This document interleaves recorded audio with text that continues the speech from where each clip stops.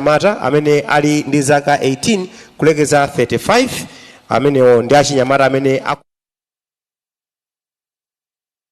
ndithu ndi Triephornia Mpinganjira ndi bungwe lawo limene ndithu amathandiza anthu amene ndithu ali ndi kuthekera koma mwina akusowekera zina ndi zina monga ndalama kuti zathandize pa business yawo kapena pa zimene akuchita pa moyo wawo wa tsiku ndi tsiku. Ndiye poyambirira miyezi ingapo yapitayo ndithu anthu 4 analandira ma 1 million kwacha kudzera ndithu mu ntchito imene akuti kuthandiza omwe alibe kuthekera kupita patsogolo. Ndiye anthu 4 analandira kale. Patsiku la lero paliso anthu ena amene ndithu akhale akulandira ndalama zimenezi kuti athandizike pa mabizinesi awo amene afuna ayambe kapena ndithu zina zimene afuna agwire ntchito kuti moyo wawo tsiku ndi tsiku uzipita patsogolo. Ndiye zokambira amakamaka mwambowu watsala pang'ono kuyamba ndithu pakadali pano amene akuyankhula ndi amene akuyendetsa mwambowu kungotiuza mmene mwambowu utakhalire. Ndiye takhani pomwepo chifukwa kukhale kuchitika zinthu zambiri ndithu kuno tione kuti amene apatsidwe amene achita mpata ndithu makamaka amene achita mwayi kuti apatsidwenso ndalama zoyambira business ngati zimenezi ndi ndani komanso ndochokera kuti. Ndiye pakadali pano tipereke kwa amene akuyendetsa mwambowu kuti timve zambiri pa tsiku limeneli kuti kodi amene alandire ndalama za lero ngochokera kuti komanso apata ndalama zingati.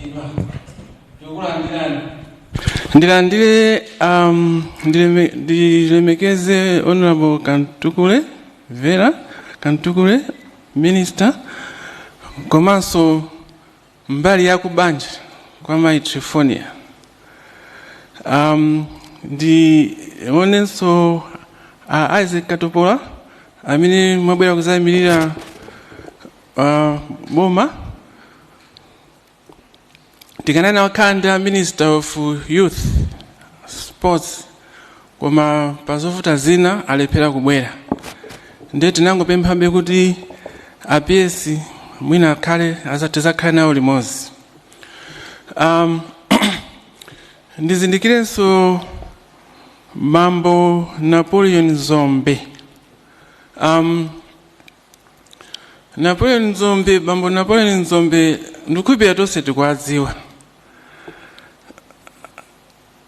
Tikamati m'Malawi muno muli anthu a business komanso othandiza kwambiri anthu osiyanasiyana pa zinthu zawo. Sitinganene kuti nkhaniyo yatha tisanatchule Mambo Napoleon Zombe. Ndifuna ndikuthokozeni mwapadera kuti mwasiya zinthu zanu zonse zimene zimakukhalisani bize kuyendesa mabizinesi kuti muzakhale ndi mai Triephornia Mpinganjira. Choyamba ndikuthokozani chifukwa chakuzichepetsa kwanu komanso mwapangitsa mwambo umenewu kuti uoneke kuti yayi ndi mwambo wapamwamba ndithu. Kubwera kwanu kwasintha zonse. Mulungu akudalitseni. Ndionenso Bambo wapona kita a lawyer timati counsel. I'm sure soon you'll be seeing your counsel without controversy. Tukwaziwa Bambo wapona kita na amene mmatsatira za malamulo m'Malawi muno ndithu. Bambo wapona kita mukwaziwa ndi mmodzi wa amapanga za malamulo za ku coaches amene amadziwika kwambiri, leading counsel. Amene Napoleon Zombe wapona kita abwera kuti ayankhule ndi achezi ndi anyamata ndaseka athu amene akulandira ndalama za project lero. Palinso mwina ndikatero ndikuyimiseni Bambo Napoleon Zombe imana akuoneni anthu.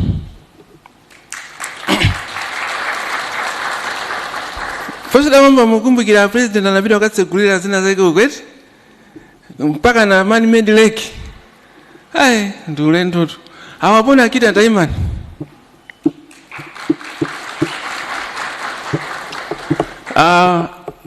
Kenako Mr. Mayami Konkoloma imani. Amene ali ndi company yotchedwa Imosis. Zinthu zawo amasuka nono mungazimve fakalefe zimatufuta kuzimvesesa ndi za digital mazi aja mwina kuwapangisa kuti aziyenda speed yakuti olo kutenga mankhwala ujeni kusakanizira machine chani ndiye wamapanga zimene zikhala zimene za digitals amaziziwa kwambiri kampani yawo Imosis. Tathokozanso kuti masiyazani zonse ku Blantyre nakunani kwa airport sinafuna kukuvutisani dzulo kuchileka mukakwera ndege. Tathokoza kuti mabwera muli nafe pompano. Akatopola mwaona anduna sitichita sindingayimise fandi nduna timayenera kuapasa ulemu wawo komanso mukwaziwa kwambiri. Ine ndangobwera kuti ndizaperekeze Madam Triephornia, my wife. I also want to welcome my partners, Madam Triephornia. Can you stand, please?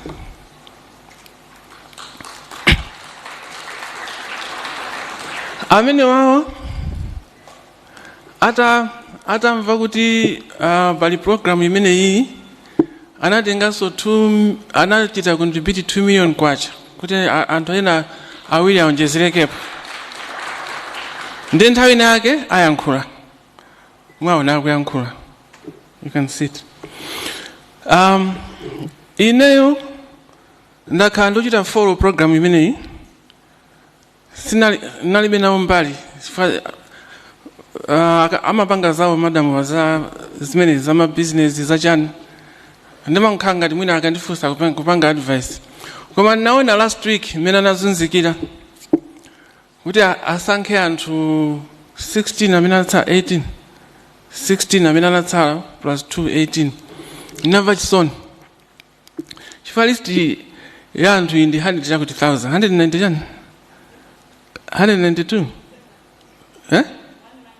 197,000 ndi anthu amene anapanga apply. Of course pamapezeka kuti ena mwina anapanga apply 30 times pali wina wake wapanga apply haba 2 yes wina anapanga apply 207 times and ndizija zoti za serious ndithu ndiye pali ena mwina anapanga kawiri katatu koma in total 197,000 ndi pamene ndinanena kuti mwanji ndingomoti mpange 16 ndikonjezera nakhale 32 ndiye ndinawonjezera kuti mwina mwake zingachepe koma you can see kuti pali kufunika kuti pakanapezeka njira zothandizira achinyamata zikanakhala bwino komanso achinyamata kusakhulupirika mwina ndifa cha anthu ambiri samayika ndalama kwa achinyamata. So panopa ndimangofuna kukulandirani nonse program pano itha kuyamba azodi ake mutha kubwera kuzapitiriza ndi ankhulanso kumapeto kungokuthokozani koma lero program imene ili ndi ayeni yake Madam Triephornia Mpinganjira zikomo kwambiri.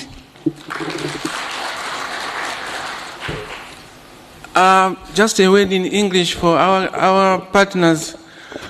We would like to thank you, Mrs. Triephornia Mpinganjira would like to thank you very much for the kind gesture you have done.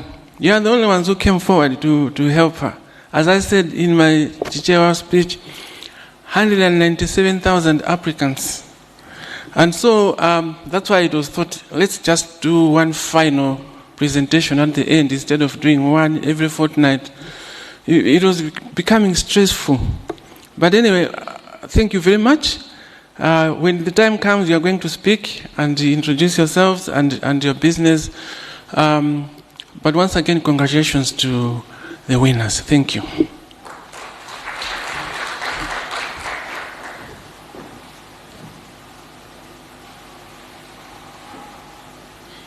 yankhula mawu no ndiponso zikomo kwambiri Mai Triephornia po konza njira ya achinyamata mawu muno omwe ali ndi maloto osiyana-siyana komano pena chimangovutira ndi mpamba chifukwa kuti apa tinaona kuti munanena kuti si kuti munthu yoyenera kukhala ali ndi business kale koma ologanizo lonena kuti ya intakhala ndi mpamba ndipo zochita zinthu zotere ndiye pamene pamwatukula miyoyo ya anthu ambirimbiri ndiye pakadai pano tukhulupirira mwinaso ena mwa inu mayang'anayang'ana kuti kodi inu malo ano akukongola koma bwanji matebulo ena akukhala ngati kuti anthu sanakhalepo anthuwo aini wake amalo amenewo alipo.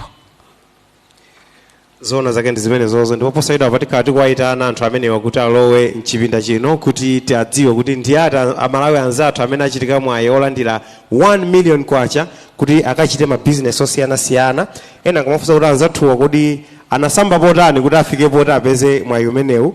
Of course imene amanenera mucha zinthu zake zinali za ndondomeko ndithu, munthu umayenera kuti upange apply kapena upemphe, ndipo popemphapo panali zinthu zingapo zimene amaunikira. Uonetse kuti uli ndi maganizo a business imene ukufuna kuchita, business yomveka bwino ndithu kuti iyi ndi business yotheka yoti munthu akhoza kuyichita, komanso umboni oti iwe uli ndi zaka zingati, komanso uonetse kuti ndiwe nzika ya ku Malawi.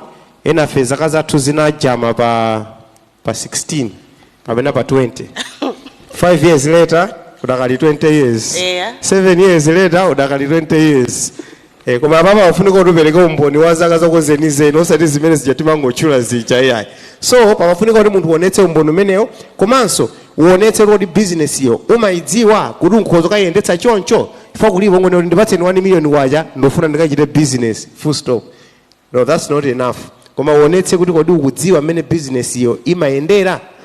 Sikuti amapereka kwa okhaokhawa amene akuchita kaye business ayi. Panalinso ena amene amangopereka maganizo awo kuti ineyo ndili ndi kuthekera uku ndipo ndikufuna nditalowa mu business iyi, masomphenya anga ndi otere, ndalama ikabwera ndidzayendetsa motere. Ndiye kuti akatero akaona kuti wayankhula za nzeru amampatsa ndithu 1 million kwacha. Komanso uonetse kuti business iyo uzikachitira kutiko malo ooneka bwinobwino amene ukachitira business imeneyo, komanso kuunikira kuti business iyo ingakule bwanji, chifukwa sikuti business iyo imene kuyamba ndi 1 million ndio ingoyima pa 1 million pomwepo ayi.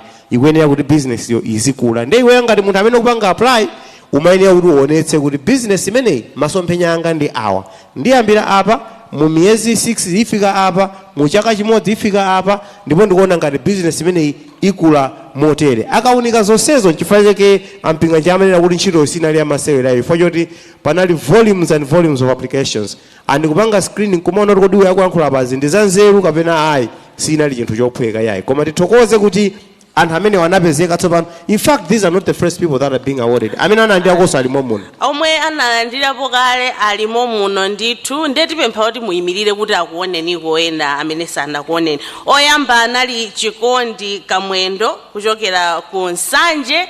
Wevani tikuoneni Chikondi ndi ameneyo ndithu. Francisco Mbota aliponso amene anali wachiwiri kulandira. Takulandirani lero. Faith Mbwana kuchokera ku Biwi kulilongwe, ndi Davis Lungu ku Blantyre ku Zingwangwa. Takulandirani. Pamene alipo ndi 4 million kwacha imeneyo plus chifukwa anayamba kale kuichita multiply ndalama imene ndi mabusiness awo osiyanasiyana. Pakadali pano tifuna noti kumane ndi achinyamata 30 amene akhala akudikira bisala pena pake komano afuna adzivumbulutse. Pano ndi nthawi yawo kuti tikumane nawo.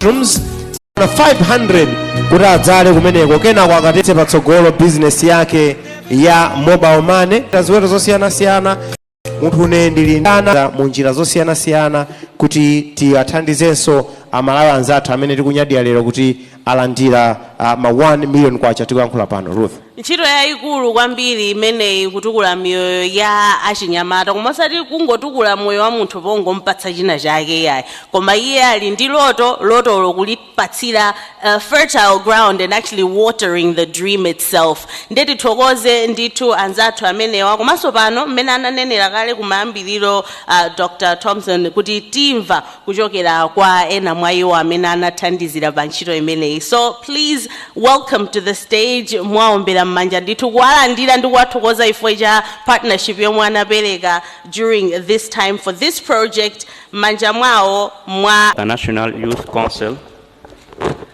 our guest of honor Dr. Nathaniel Zombe, Dr.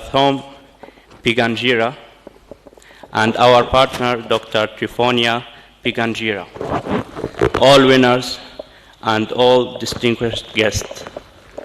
Ladies and gentlemen, I, Hadi El Ali, I stand here as a representative of Credible Investment Limited. Credible Investment Limited is a tobacco manufacturing company located at Njewa along Mpinganjira Road.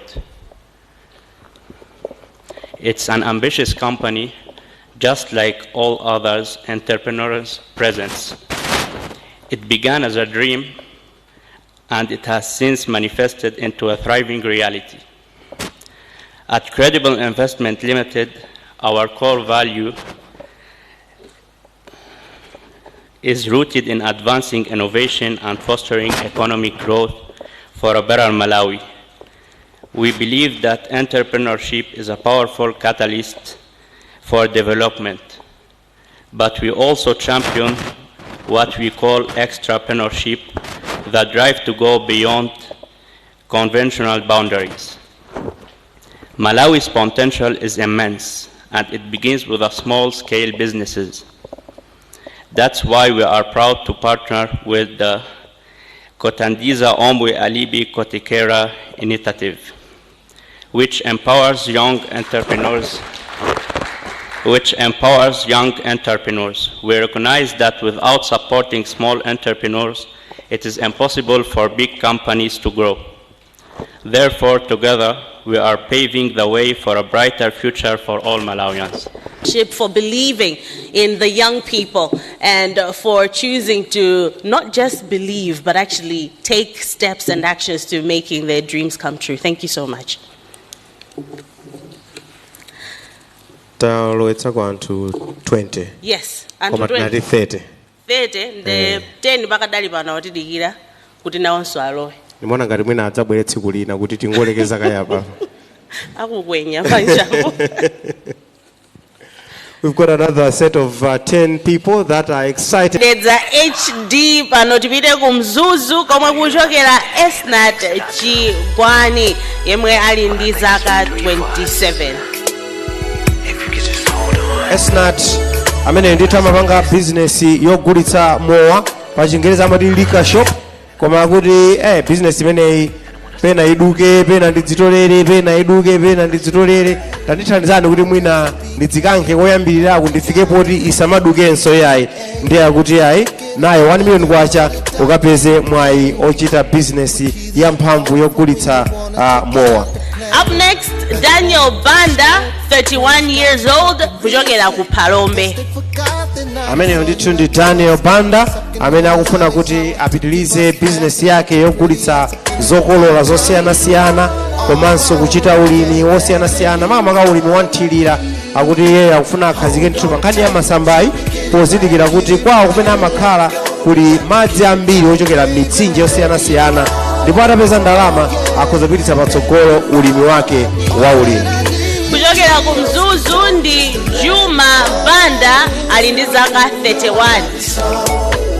Juma Afiki Banda akufuna kuti achite business yopereka zakudya kugulitsa kuphika imene amati take away, ndipo akuti ayi kumene kuku kuli makampani akulu akuti ineyo zikumandivuta makamaka kuti ndipeze ndalama zokwanira zoti ndigulire zida zofunikira kuti ndichitire business imeneyi ndiye chonde ndithandizeni. Kuchokera ku Blantyre ndi Fatima Yunusu yemwe ali ndi zaka 27. Fatima Stefaya Yunusu amene akufuna kuti akhazikitse ndithu ka business kooneka bwino ka restaurant pamenepo pamene anakapatsa kale dzina kuti Shahada's Kitchen, ndipo kumene wafuna kuti anthu azikadya zakudya zokhetsa dofu kwambiri pa Jali Trading Center, kuti anthu azidziwa kuti kunja kuno kuli Fatima amadziwa kukazingira zakudya osati masewera koma vuto ndi ndalama. Ndiye chonde ndithandizeni ndi kandalama kuti ndikonze malo amene wa Shahada kuti anthu akamabwera azidziwa kuti tikapeza zakudya za halali komanso zokoma kwambiri. Anthu amenewa ndi anthu athu amene akulandira 1 million afikano onse 30, or shall I say now onse 34 alino mchipinda chino. Ndiye pakadali pano tifuna no tipange zojambulitsa. Tifuna kuti anthu amene wandithu ajambulitsa chithunzi chifukwa this is a great moment in their lives and obviously in our lives because we wish them well. Ndiye ndifuna ndilane anthu onse 30 tinatchula aja kuti abwere kutsogolo kuno kenako nditana akuluakulu awa kuti abwere adzajambulitse nawo chithunzi. chithunzi patakali pano tamabwerani kutsogolo kuno achinyamata inu. Ndipempha Tom atabwera kutsogoloku kuti tijambulitse chithunzi ndi achinyamata amene alandira ma 1 million kwacha amenewa anzathu amene mukulongosola za zithunzi muthandiza kupanga arrange akuluakulu akafika kutsogoloku kuti akhale motere. Moyo ndi ulendo kutali taenda limo ikudziwa ukadziwa kuti idzakwana ntawi idzaenda njira zosiyana. Malia naimba nyimbo utontoule. Malia ndili nawe usaiwale. Malia naimba nyimbo utontoule. Malia ndili nawe usaiwale.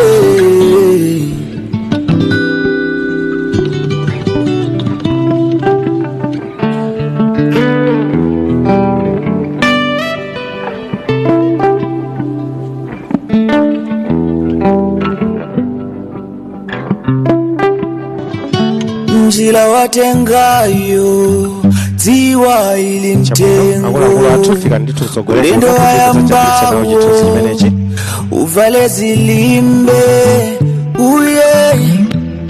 vale zilimbe na malenga zakudalitsa ndi mphamvu chondo samangike mwana wane ziwa ndiwe mfulu. You can be whoever you want. Pagulu usichepete. Tiwa ulikungondo ngondo uimalize. As I am singing this song, ndilipambali po Maria. Chonde umwetulile, usiye kulila Maria. Malia, naimba nyimbo utontoule. Malia, ndili nawe usaiwale. Malia, naimba nyimbo utontoule. Malia, ndili nawe usaiwale. Maria,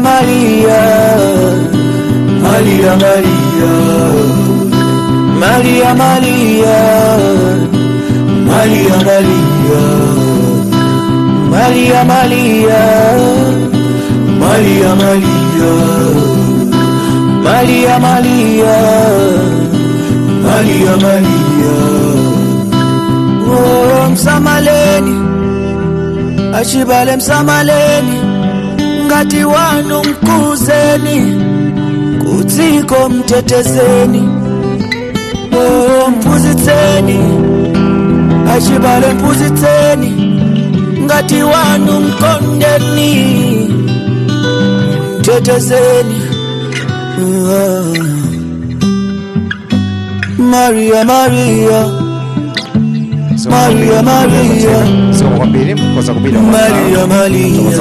ngukutema chomeni.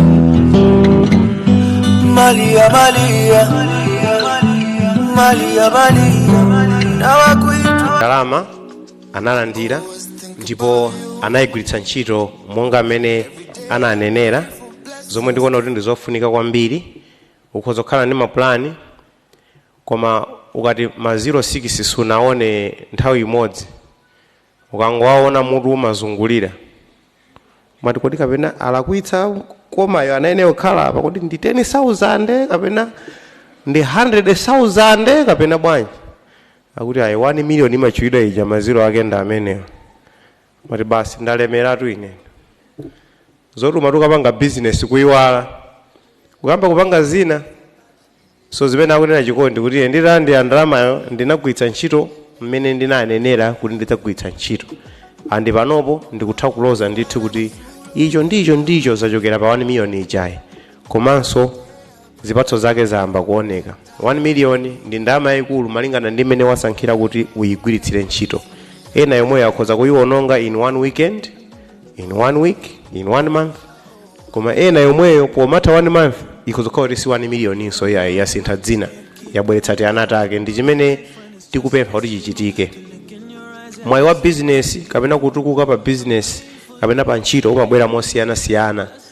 Ena tikulimbikira business, ena akulimbikira maphunziro, ena akulimbikira pa ntchito. Zonsezo masomphenya ake ndi amodzi kuti moyo wako ndi moyo wa anthu amene akuzungulira usinthe. Ndiye nafuna kuti pano tiyitane mmodzi mwa achinyamata amene anaonanso kuti ineyo ndisangokhala kuti ndine chinyamata koma ndiyesereko mbali yanga. Atayesera anaona kuti zikutheka. Tikuyankhula pano si munthu wambaso iye chifukwa ali ndi kampani yayikulu ndipo Mpinganjira anamutchula kunena kuti akupanga zinthu zapamwamba kwambiri zoti kuti ayambe kutionetsa apa ife sitingamvetsetse kuti muti ndi chani chikuchitika pamenepa, koma mwini wake amazilongosola bwinobwino chifukwa ndizokhudzana ndi za technology chonchi. Komanso sikuti zimene zamangopanga ngati kuntchito kapena ngati business ayi, amaphunzitsanso ku skulu ya ukachenjede ku Malawi University of Business and Applied Sciences.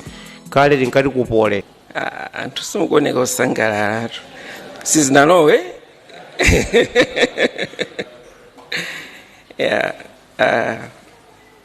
Ulemu Triephornia for inviting me here. I'm quite humbled. I didn't expect that mkhozo ndipasa ulemu kuti ndizaime Patsogolo pano kuti ndiyankhule. Ndimangopanga follow pa Facebook kuti pali initiative imene, but when we were getting closer to the date, I received communication that I should be part of this. Mwandi lemekeza kwambiri. Ulemu kwa Dr. Tom Mpinganjira, ulemu kwa Dr. Nadzombe. Kumatu protocol yanga ndenda isokoneza so kwambiri. Ulemu our minister, and ulemu so pite to my colleague Wapona. Ine ndaima pano actually ntchito yange nayo kuti ndikupangeni inspire ka motivation talk, but actually it has been me iniyo ndamene mwandipanga inspire anutsopano chifukwa amene malo apo ndimene ndimamva nkhani zanu ndimangonjenjemera. Nde task imene ino ndili nayo pano mova ndinoyamba kuyankhula ndikusowa kuyambira, koma ngati ndizinjenjemera mundikhululukire. Nkhani imene mafuna kukamba kwambiri because tonse ino ku Malawi kuno ndi dziko losauka kwambiri, and ife achinyamata tikuyamba ma business timadusa mu zinthu zambiri zokhoma, koma chimene mafuna kuti tiyankhule kwambiri ndiyo kuti how can we grow, tingakule bwanji pamene so tikudusa mu zinthu zokhoma, tikusowekera chithandizo chosiyanasiyana, but how can we succeed. Ndekathoku kamene mafuna ndiyankhule ndikamene koko ndipasa nthawi yochepa, koma nkhaniyo ndi yayikulu yokuti tikhoza kukamba masiku ambirimbiri. Zimene ndiyankhule sikuti ndi solution kwa zinthu zonse chifukwa zinthu zimene ndamosiyanasiyana, koma muna zimene ndingayankhule zikhoza kuthandizani, mukhoza kutolapo ziwiri zitatu. I always say kuti there is no general formula to business. Ndimakonda kuyamba poonesa chithunzi chimene chili patsogolopo.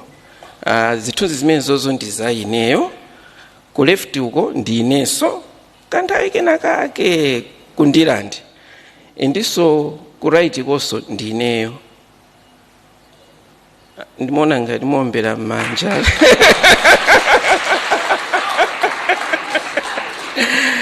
Yeah, so kwambirako ndimakonda zogwiragwira kupanga build zinthu ito ndi ito mene ananenera bwana Tom pokhuza ndi mawaya technology, eni ndikatero ndikaona kuti ndichanzeru ndimakonda kumakagogoda ma office kuti apatu mwindi vuto lotere titatere zinthu zitani mwina zitheka anthu kuona kanyamata iwe zimene ukamba zitheka.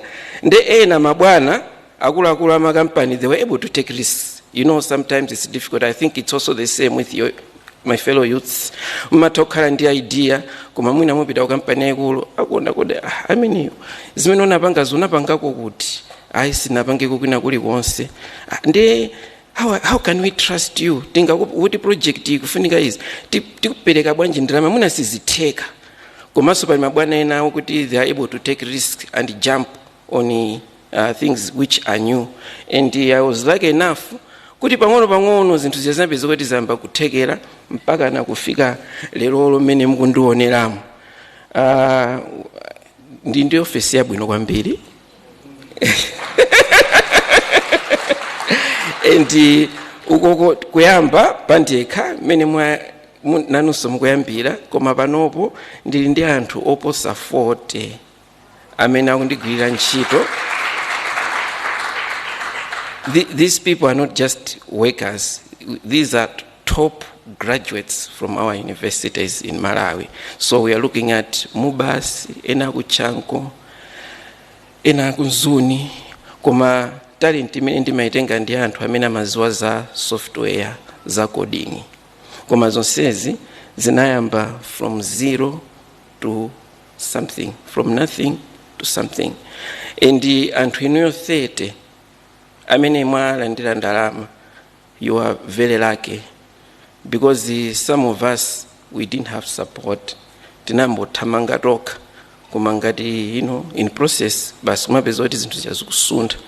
Ndi anthu inuyo amene mwalandira muchitenge chimene chinthu chachikulu chifukwa Malawi munomoto tikudusa mzinthu zokhoma zambiri. And munthu out of the blues just coming to say ngati muli ndi my ideas ndikuthandizani, chimene chocho ndi chinthu chachikulu kwambiri. And ndalama imene mwayipasa akupatsaniyo siyongopita nayo mmakwalalamu, ndikuziwa inu achinyamata mwindi zambiri zimene mmapanga. You need to make use of it, because ndalama inakatha kupita kwa anthu ena kukathandiza. Ndiye apo ndi maganizo amene tili nawo pano, koma tikamapitako kutsogoloko, that's where we are dreaming. So that is what we are putting up. It's a complex 10 floors building. Pamwambapo tukuganiza zoyikapo swimming pool, kabala, anthu kuti basi akabwera akatopa kugwira ntchito pansipo azipita pamwambapo kumakasangalala and so forth. Koma tsopano maganizo amene wawa akutheka bwanji by looking at mavuto amene timadusa nawo Malawi munomo. Nkhani imeneyo ndi imene ndimafuna kuti tipange emphasize. Chifukwa next time after 5 years, I think we have a database of these guys. Tizabwereso kunoko ndifuna apa pazami majiwa gone.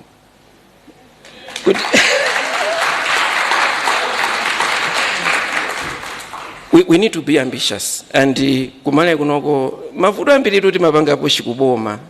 My solutions are ambiri ndife. If you talk about employment, apo ndikamba za 40, muno moti mu anthu 30, 40 tikata musela, you find kuti tatengako ka 1,000, 5,000, a burden which we push it on government. So sometimes success of this country is in our hands. Boma is just there maybe to make sure that the environment is conducive. Kuti ife tizithopanga business bwino. Kuma kuti Malawi kuti apite Patsogolo ndi fail. So I think 5 years, I'm sure, let's have that. Tizaone kuti what happened to this seed money. Ndipo I just want to say this. I don't know if Tom remembers. Many demanda in the kugogoda office. I once went to his office asking for assistance, and he did give me the assistance. And I'm standing here. You talk about mentorship in this gamba. Kumaso anthu amene amakukanga. And moyo mwanga, I don't know if Tom remembers this, but I'm also a product of his efforts in my life. Now, entrepreneurship, mwalola, mwapanga select this path. Today is a happy day. I don't want to scare you. But if it was just a simple discussion, koma business is into chezai. Inenda imapanopo ndikukhanga tosangalala mona chitunzi chili pamwambacho pali munthu wokwiya koma wapanga maski akusekerera. So ndikusekerera choncho, koma deep down there's a lot of stress, there's a lot of pressure. Because if you just look at mene ndilili, ndi timu yanga lesi anthu 40 ndi chinthu chovuta kupanga manage. And not only to manage anthu, komanso pamakhala zinthu zambirimbiri, you still need ndalama kuti upite patsogolo. Umakumananso ndi zinthu zokhoma kwambiri, ukulowera uku, ena akuponde business, ena akupange pull backwards. So it's tough. But why is it kuti I'm awake? Ndikudzuka mamawa nkuthamangabe nkumapitiriza zinthu zimene ndikupangazo. Why? So you guys also, you are also going to meet challenges. In that way, for you to succeed, it means that you need to have a purpose. What's your purpose? Why are you doing this? If you don't have a purpose, I'm sure 1 million agaga 5 years from now, ena nusumdzabwera munapadzakhala nthu 5 work. That's why ndimanena kuti entrepreneurship is not for everyone. It's for the few blessed people. Otherwise, bwezi ndoti makampani kumene kunoko alipo 18 million. Yeah? So you have selected this path of being an entrepreneur. Why not to work in an office?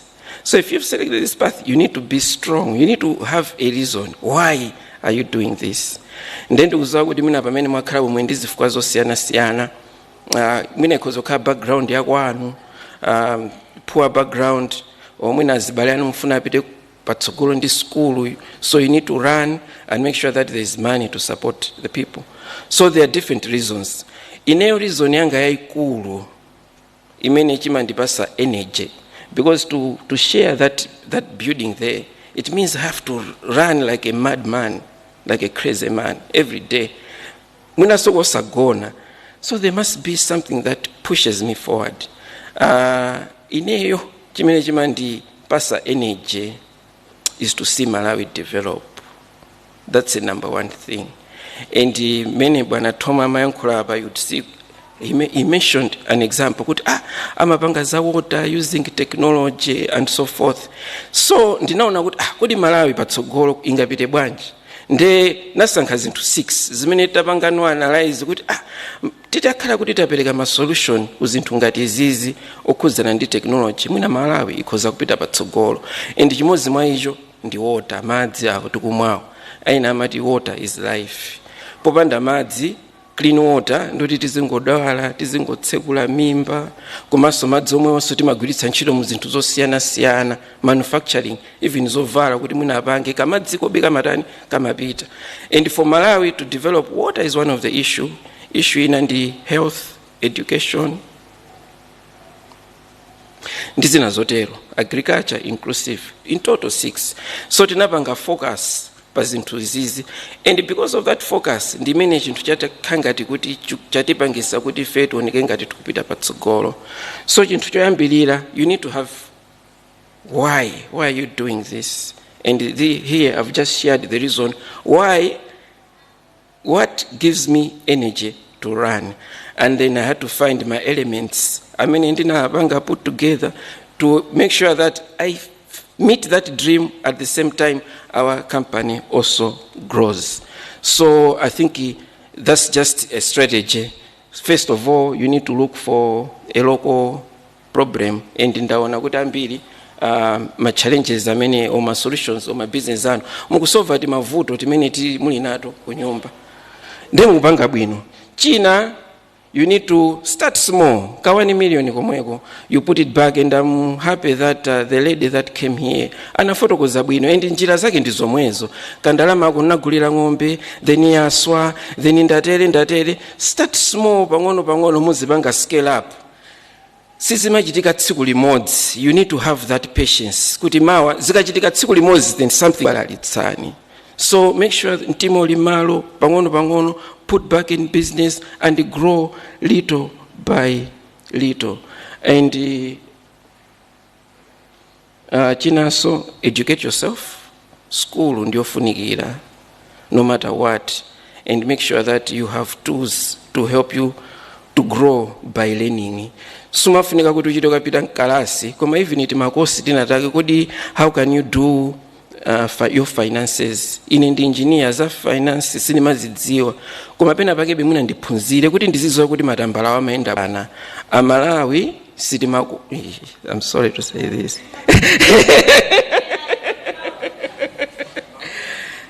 ndingalule 3 months he's driving a Mercedes Benz.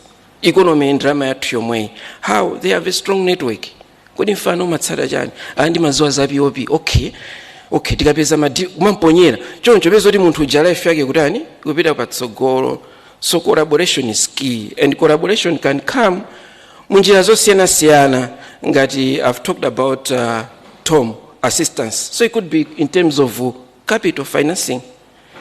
Mwabalalika mwapezaka deal kena kake pafunika 10 million koma mwendi 2 million. Where are you going to go to the 10 million? You don't know anyone. I have friends. Kuti mphamvu zomwe umayika kumayambiriro zikhale zomwezo omwinaso zoposera pamene popo kuti ukhazikike umange maziko ako ndithu. Komanso anena kale za collaboration kugwira ntchito limodzi ndi zina zambiri. Ndetu uthokozeni kuti munamasuka ndithu kuti munatiuza nkhani yanu, journey yanu, some of it I'm sure, not all of it. Ndikukhulupirira kuti mwina ena akupezani kuti afunsebe mafunso awiri atatu. Pamene tupitiriza ndi program yathu mauno tufunano kuti tione nkhani ina ya legal. Mmene ananenera kuti maproposal ena amakhala mabilion. Ukamapita kumeko olo pamene tilipa pano pa 1 million umazapezeka kuti wakodwa pena pake fone kuti sumadziwa eti munthu ndi munthu sitidziwa zonse. Koma pano kuchokera kwa Legal Advisor Council wa Pona Kita akhano akutiunikira pang'ono onewa kuti kodi ndi chani chomwe tikuyenera kuti pamene tilipa pamene tayambapa tiyambe bwino komanso tipitirize bwino kunena kuti tisakodwe nkupezeka onena kuti iyaye atisumira pena pake tinalakwitsa nkhani zing'ono koma pakadali pano afunano kuti atiyankhule pang'ono pa nkhani yaikulu kwambiri. Tialandire. Zikomo kwambiri. Ulemu kwa Dr. Triephornia Mpinganjira. Ulemu kwa Dr. Tom Mpinganjira. Ulemu sovile kwa Dr. Napoleon Zombe. Honorable Vera Kantukule. She was my not my classmate, but we went to college the same year, 1999, at Chancellor College. So our background goes to that back. Mr. Mayankoroma, my good friend in town, we usually meet in other circles.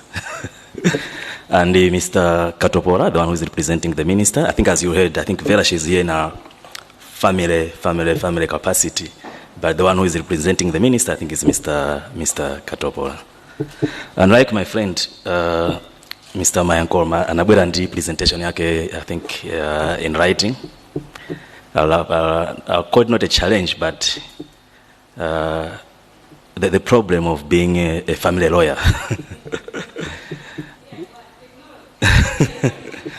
Triephornia just reached out to me yesterday. She says, you have to come and speak on this topic. I said, but what do you want me to say? She says, you're a lawyer, you know what to say. So I said, well, I'll come and say something about the legal aspect of establishing business. You don't say no to a platinum client like Triephornia when she asks you kuti tisacheze nano.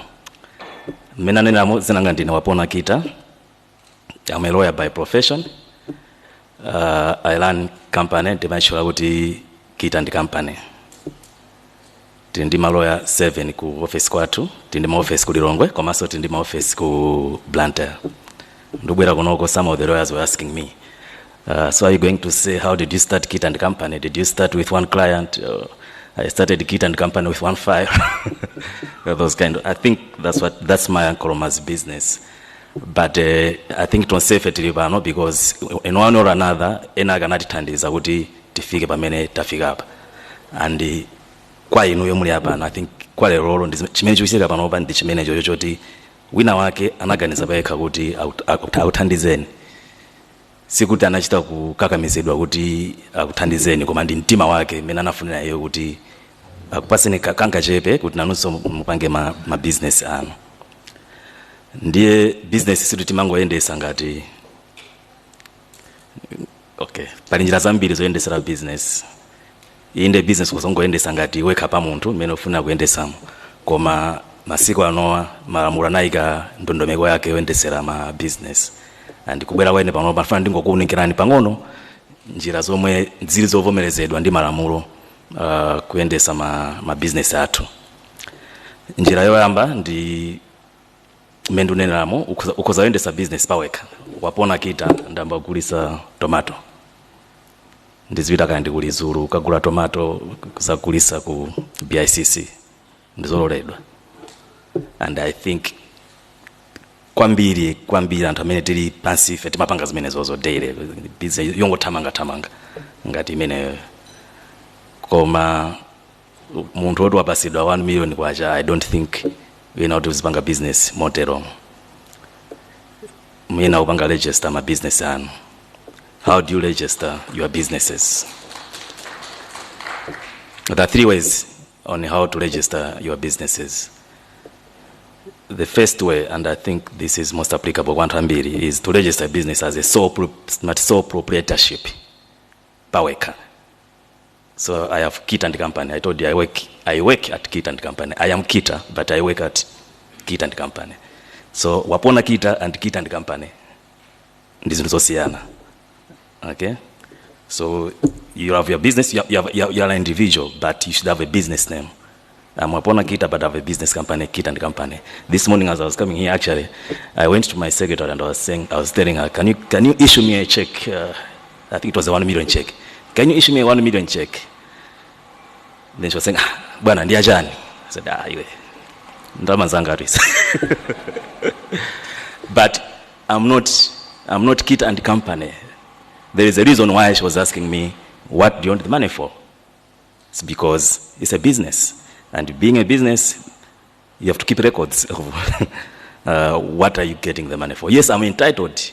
Kundrama zimene zozo. Koma sumatu mangotenga. Utipoti ndrama zindizanga then dingotenga. No, it has to be recorded.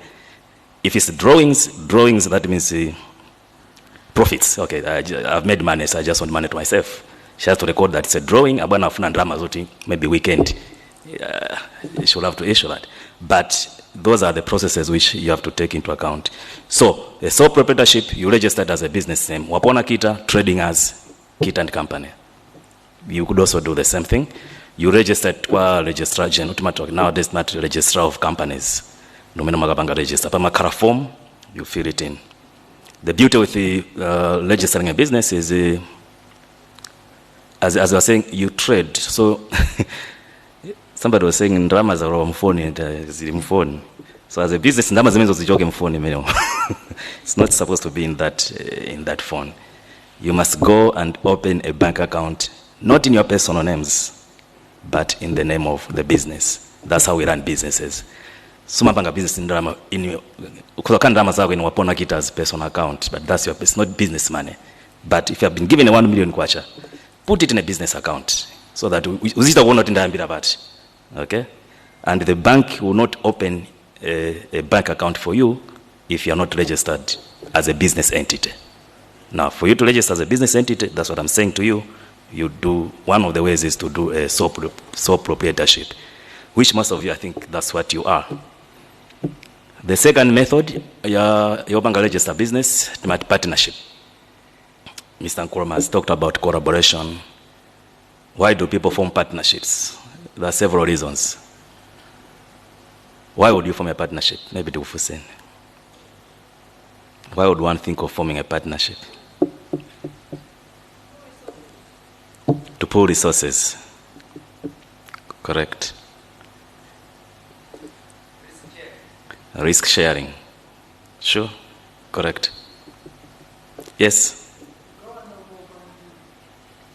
Come again? Kumagawana my ideas. Yeah, that's correct as well.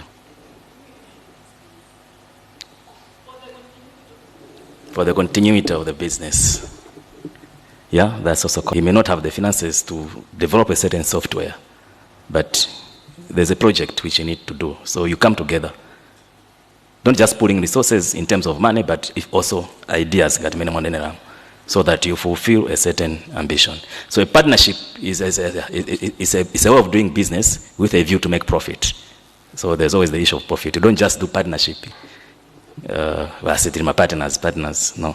When it comes to business, the whole idea, the objective of forming a partnership is to make profit.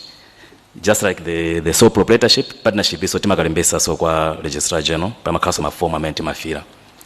partnership imakhaso ndi business name yake. You may use your names as it were. Kwa mukhoza kusankha zina la business. Then mumagwirizana naso profit sharing. Okay, how are we going to share the profits? Okay, capital contribution. Tika mazingati. Is it in form of money, kapena in form of resources or ideas? So a partnership is also another way of registering a business. Ngatulo uchebekedwa kuti paweka sungakwanise kupanga business men ofuna wapange. The third and last mode of registering a business is to form a limited company. A limited company. F-Bank PLC. It's a limited company. Alemba PLC means it's public limited company. Because mutu wapita wakagula ma shares ku FDH. It's open. Anybody, you can just go there. There's a company which sells shares, wakagula ma shares kumeneko. But before that, I think it was just a limited company. It wasn't offering shares to the public. So as a limited company, you have shareholders. Shareholders in any other company. Okay, ndarowesa more capital. And the company on the younger. Then you also have directors, customer directors. So as a shareholder, you're the one who has formed the company.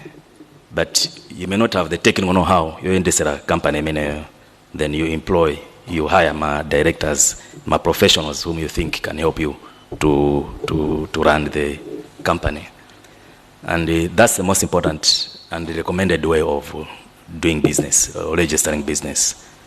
It's got several advantages.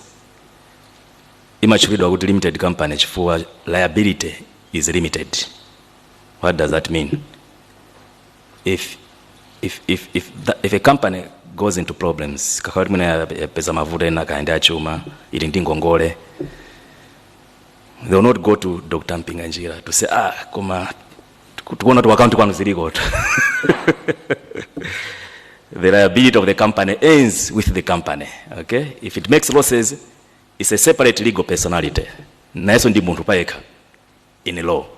So whatever the company does, the liabilities are its own. They will not come to your house kuzakulanda katundu wako. The village bank of doing things. When it comes to how do you, a company makes profit, so as a shareholder, you're entitled to dividends at the end of maybe the year or quarterly or pamwezi. So you get what we call dividends. More than a profit, then maybe if you have got shares, 10 million shares, in the Jamama Vaudia, per share, I would under 5 kwacha. So if you have got 5 million shares, you multiply by 5, you get your check that way. But that's at a bigger scale. But even at an individual level, I would encourage you to open limited companies. Masiku ano malamulo anapwekesa bangono kalero you couldn't open a limited company unless you were 2 or 3 more people. But these days you can open a one-man company. Okay? As I'm saying, sikuti ikalabe a separate legal personality. Sukala iweyo. You'll be the only shareholder, you'll be the only director. The law allows that. But when it comes to liabilities, siwezi zikukuza. Okay? Zingotera company. Several advantages. The banks these days amagonda kupanga deal ndi limited companies are not just individuals like that. For several reasons. A limited company does not die. It will live after you. Dr. Tom now is not actually involved with FDH, but FDH Bank is there. He doesn't go there, but he's learning. He dies, FDH Bank will still be there. It will remain there. So it's perpetual. That's what we say. It will live forever, as long as as long as it remains in business. So that's the advantage. You die, people will come to you. The lawyers now also deserve also to get when we administer the state some percentage to make sure that your money is properly distributed. So yes, I would encourage you to open businesses, not open businesses, but to register your businesses. And the good news which I've got for you, if Madam Tom may allow me to say this, yes, but I think I just have to say it, is she tells me, so these things you do through lawyers. Kwabanga register. It's mostly lawyers. Accountants, they also do it, but almost 99% you go to a lawyer who will apply for you. Makazima documents zambiri which are supposed to be filled in. So Madam Mpinganjira has asked me, or she has instructed me, or she has directed me that for those of you who are willing, the recipients, I should register your companies.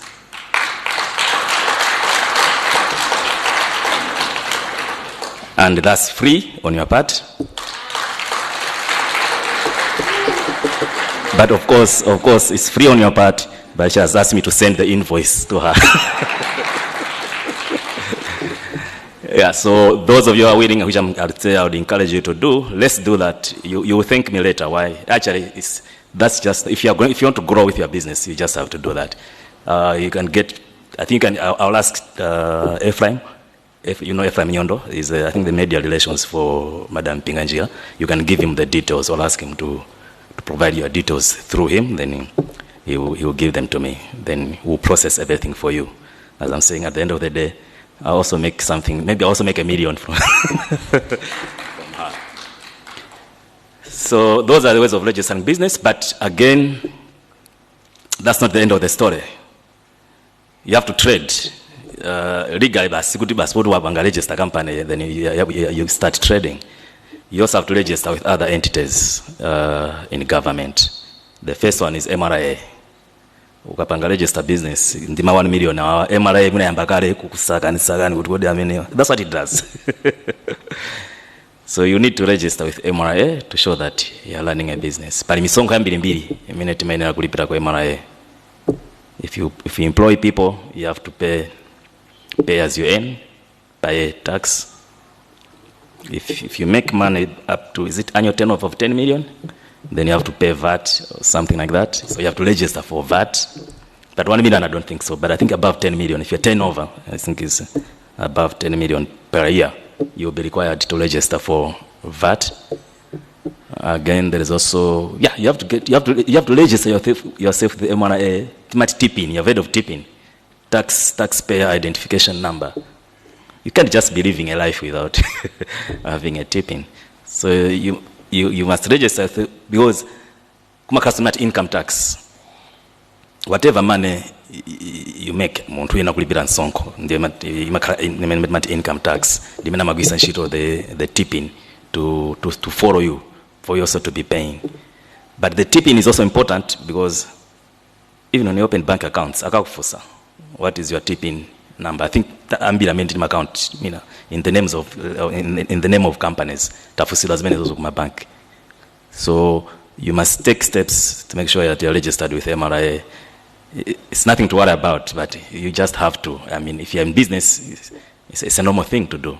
Wherever you go, they'll ask you for your tipping number, which you must always make sure utimulinae. If you also want to do business in the government, then you must also register in the PPDA. Taizo wa PPDA?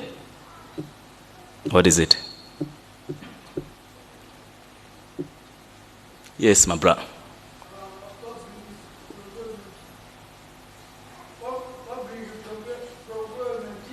Yes. You're on PPD.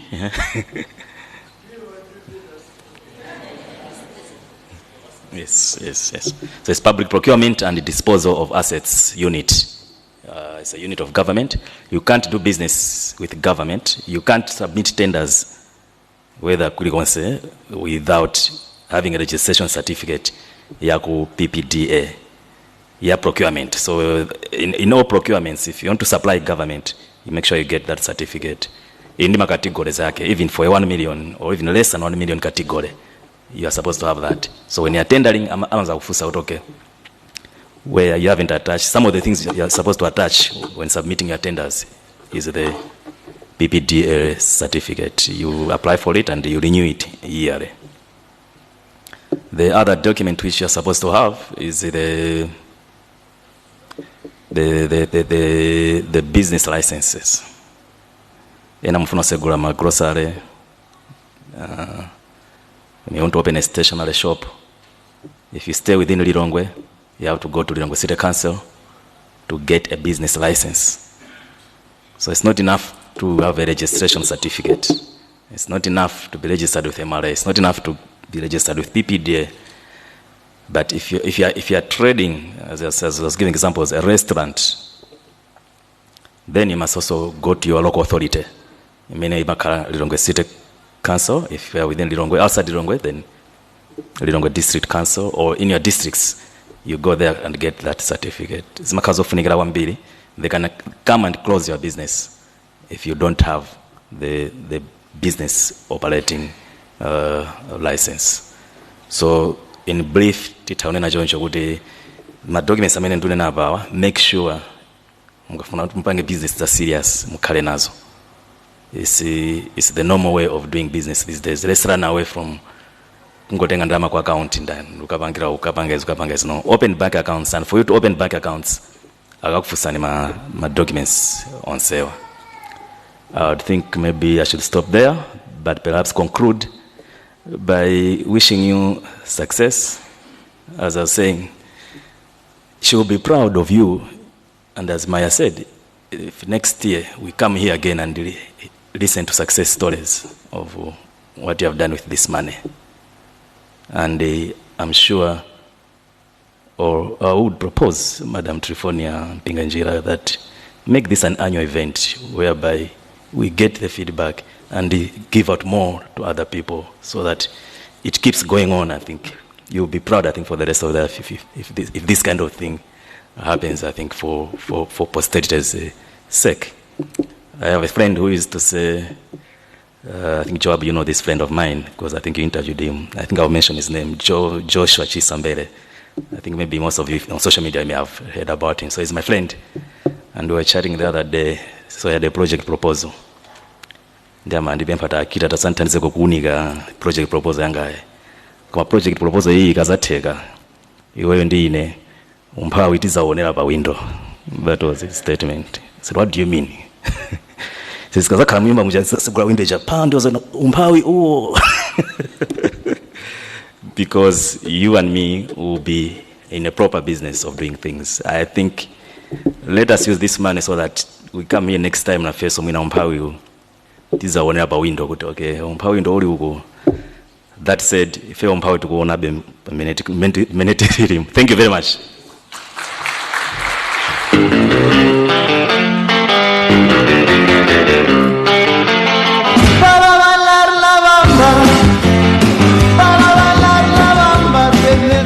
Izomo kwambiri wapona kita advice mene hii kupanga organize mambo ngati kuti mukaipeze akana kuchajani mtengo ozunguza mutu kwambiri, but you're getting it all for free.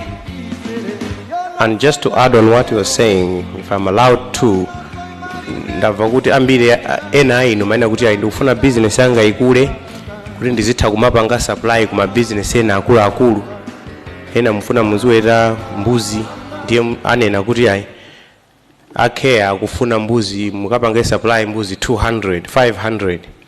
Now zimene amanena kita ndiza kuti kupanga business zomangothamanga that's okay, koma ngati mukufuna kuti mukafikire kumapanga business ni makampani ena akulu samalola kupanga business ndi munthu just like that as an individual. Amafuna azipanga deal ndi munthu uja ngati company. So amalawi nthawi zambiri mukamva mawu kuti company machita mantha ndikuti ndikhale ndi anthu oti ndalemba ntchito ndikhale ndi maofesi chani. No, because kulembetsa mmene akunenera komano akanena kuti ndalama sitimapereka as an organization, sitingalipire kwa munthu, tikuyenera tikalipire ku account yanu ya business yanuyo. So even anzanga mukupanga zophika aja makampani ena ake sangakulole ndi mukaperekeza kudya ngati mulibe dzina loti munalembetsa ngati kampani. Anena kuti tikulipirani bwanji, sitingalembe kuti Judith Chintengo. No, it has to be a business account. And akamba kufusani zinthu ngati tipatseni receipt, ona kuti sha abandeza amba kuvuta atwa high invoice high quotation ata ndingolemba pakapepala ndikulembezerani zonse zofunikirazo kuti tikufuna quotation yabwinobwino ndithu bwinobwino nso ti ndi company. So zamba kukula atu zinthu zijato eti. But that's what you guys wanted. Mesa mene mapemba mamiliyoni mamati ndichani. Basi muzingo tabanga ndama mango roots antu manyonchi. No, you guys are growing. You want to grow. So onse amene mukaona amachita ma business akuluwa amayenera kukhala ndi ma documents amene kuti muzitha kupanga deal ndi mabungwe akuluakulu, makampani akuluakulu. Saka kulolani olo mutakhala kuti kuthekera ko muli nako makanena kuti no, but we can't trade with you. So ndizoopsa and ndizopanga overwhelm koma sizovuta kwambiri apapa zangovuta for nanga sakunenera tili mu hotel muno ndepena pake zonse zimangoneka ngati zina zake beyond your reach. Ndizophweka. So please do get in touch. Tipange register my business timeneti. Panopo muyambe kuganiza kale maina ama business kuti ndikalembetsa chani. Yeah.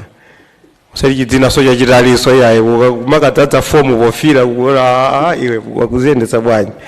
So it's exciting to be part of this the journey that you are starting, and as it is the wish of Antamena Kupatsani Ndamao, come a year, maybe a year is too short, maybe 5 years later, at least this is a taunena kuda ineo business anga ya sunta pano nalembetsa moti zijankanena jakaza za quotation ndi invoice ndi receipt zija ndinkangodabo ndijani panopo ndili nazo ndithu ndimatha kulemba bwinobwino amathandama imakalowera ku account ya business yako. Iwe ngati ukufuna uzikayitsukulira kumene koko kuti ndidzipepese ndangandatani munthu ndazuzika nthawi. So we are privileged to have people in this room who have gone through this, and awawa kungoneka sophisticated panopo. Now also they have had to rough it through life. Now so anaphunzira napanga ma mistake yawo. So if you akulu don't make the mistakes that we made. Tabanga ni chonchi. And modzi mwa anthu amene oti nayepo mpano Dr. Napoleon Dzombe. Munavako za Dr. Napoleon Dzombe. Si munthu wophweka kumana naye olokumpeza. Olatakora kudutsa polumuta kuwa yorani angodutsa basi azingopita. Ozote kai munthu wabize kwambiri. Kutazima wina aliyesaka muyankhula ndoti sakafika kumene akupitako yayi. So tindi mwayi kuti Dr. Napoleon Dzombe achati mangowamvacha alimo muno. Iwo wanso ali nkhani yawo imene ni nkhani yayitali kuti atilongosolere koma akufuna kuti abwere panopo angoti yankhula mwachidule kwakukulu. Akufuna atitsimikizire kuti ndizotheka. Even iwowa atatabweze tape yawo kuipanga rewind ukafika pena pake sangakhulupirire kuti nthawi ngati inoyo ali chimene iwowa ali panopo. Chifukwa choti nawonso analiso pa stage imene ife tili panopo. And nawonso chimaopsa chimene amaona kutsogoloko koma analimbana nazo mpaka na panopo tikumayirana kuti atilankhule atilangize. Tiyankhula panopo ndi mkulu wa kampani yaikulu kwambiri amati Ntalimanja Holdings. Ndi ayitali kwambiri kampani imene andi kuchita zambiri kwambiri koma adutsa mu zambiri zokhoma. Ife tini mwayi kuti taipeza 1 million iwo akuuzani kuti even 1 million yosada ipeze imene ankamba business yawo. Anayamba ndi ndama ting'ono but he grew his business. Now pali ma principles amene iwowa akuona kuti anathandiza kuti afike pamene anafika apa. Amene mwina titawamwetulira kwambiri akhozanso kuti ululira chisisi chimene chocho. Ndeno se akabwera muzayang'ana chondera tuzani kuti munapanga bwanji kuti mufike pamenepa. Dr. Napoleon Dzombe tafika kutsogolo kuno. Tenda ombere mma. Ndimaka 13 Yesu anena kuti munipemphe chilichonse ndidzakuchitirani. So usonyeza kuti ife we are given an open check. Choti kuzuchira zina zizonse. So chimene chimalepheresa kuti ntchito yathu iyende bwino ndolidali kapitolo. Koma kapitolo chenjezo langa lakuti anthu ambiri adafa pachuma nikusiya ndalama zambirimbiri koma lero kuti mkaonekana wawo ni madriver anthu ena chifukwa sodadziwe value yakatundu amenewo adasiridwa. So chimodzimodzinso inuyo pamene mwalandira mwayi umenewo panafunika kuonesesa chifukwa ngati mwayi supezeka kawiri umenewo mwaupeza othandiza wakathandira wena asati inu ayi.